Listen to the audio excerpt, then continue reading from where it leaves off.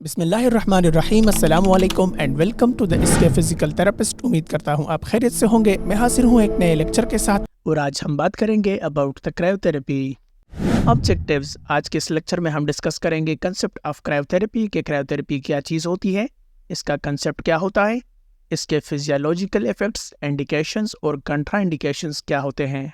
तो चलिए शुरू करते हैं।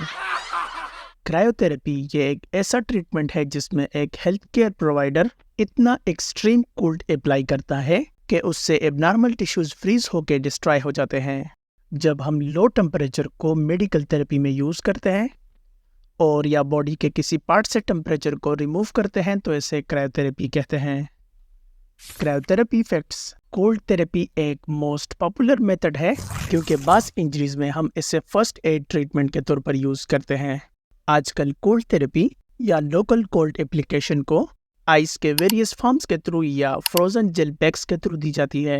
इससे स्किन का टेम्परेचर तकरीबन 10 डिग्री सेंटीग्रेड तक कम किया जाता है। Physical principles of cryotherapy. जब आइस को स्किन पर अप्लाई किया जाता है तो स्किन से आइस की तरफ टेम्परेचर को कंडक्ट किया जाता है ताकि आइस मेल्ट हो सके।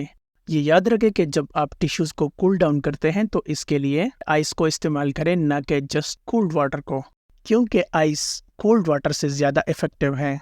इसके बाद अब चलते हैं कोल्ड थेरेपी के फिजियोलॉजिकल इफेक्ट्स की तरफ और इसमें हम डिस्कस करेंगे physiological effects of cryotherapy, circulatory response, neural response और excitatory cold mechanism. Excitatory cold mechanism, इसका मतलब ये है कि कोल्ड मैकेनिज्म से मसल में एक्साइटेशन कैसे होती है।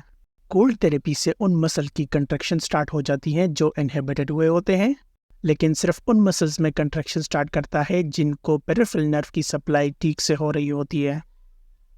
इसका मतलब क्रायोथेरेपी हम उन मसल्स के लिए यूज़ करते हैं जिनमें कंट्रैक्शन नहीं होती लेकिन उनका जो नर्व सप्लाई है वो ठीक होता है।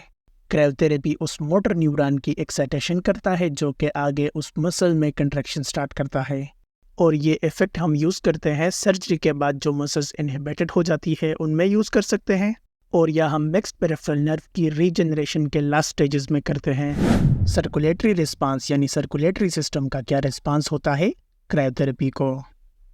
जब भी हम स्किन के ऊपर कूलिंग अप्लाई करते हैं तो स्किन का पहला रिएक्शन ये होता है कि इसने बॉडी का हीट बचाना होता है, इसलिए यहाँ पे वेजो कंस्ट्रक्शन होती है और स्किन की तरफ ब्लड की सप्लाई कम हो जाती है, और ये बॉडी का एक होम्योस्टेटिक रिस्पांस होता है। लेकिन कुछ टाइम बाद फिर वेजो डायलेशन हो जाती है। ये इसलिए होता है कि ब्लड में ऑक्सीजन का लेवल ज़्यादा होता है और टिश्यू में कम होता है, तो इसीलिए वेजो डायलेशन होती है और ऑक्सीजन जो है वो टिश्यूज़ की तरफ आ जाता है। लेकिन कुछ टाइम के बाद फिर से वेजो कंस्ट्रक्शन होती है। इसी तरह से वेजो कंस्ट्रक्शन होती है, फिर उसके बाद वेजो डायलेशन, फिर वेजो कंस्ट्रक्शन, फिर वेजो डायलेशन, और इसी को लेविसिस हंटिंग रिएक्शन कहते हैं।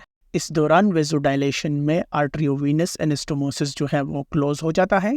इसके क्लोज होने से कैपिलरीज की तरफ ब्लड की सप्लाई इंक्रीज हो जाती है और ये टिश्यू की स्वेलिंग और डैमेज के लिए बेनिफिशियल होता है। Neural response to cryotherapy. Skin में थर्मल यानी हीट के रिसेप्टर होते हैं, लेकिन कोल्ड के जो रिसेप्टर है वो थर्मल रिसेप्टर से ज़्यादा होते हैं। क्रायोथेरेपी से मिक्स नर्व के अंदर यानी मोटर और सेंसरी दोनों के अंदर जो कंडक्शन हो रही होती है उसका स्पीड Cold therapy say. कम हो जाता है। Indications of cryotherapy.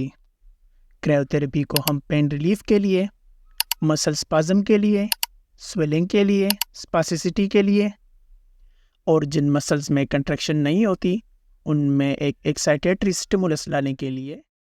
Contraindications. Peripheral nerve injuries में, वेजोस्पास्टिक डिजीज़ में, पेरिफेरल वेस्कुलर डिजीज़ में और कोल्ड सेंसिटिव पेशेंट में हम यूज़ नहीं कर सकते।